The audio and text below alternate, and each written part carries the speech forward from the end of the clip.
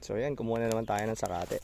Ayan oh, kinuha natin sa tabi ng ating ginawang tangke.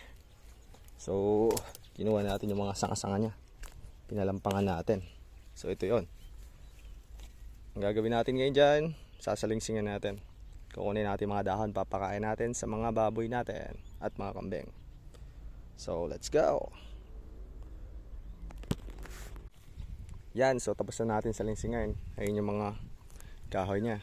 So sa organic farming, walang tapon talaga.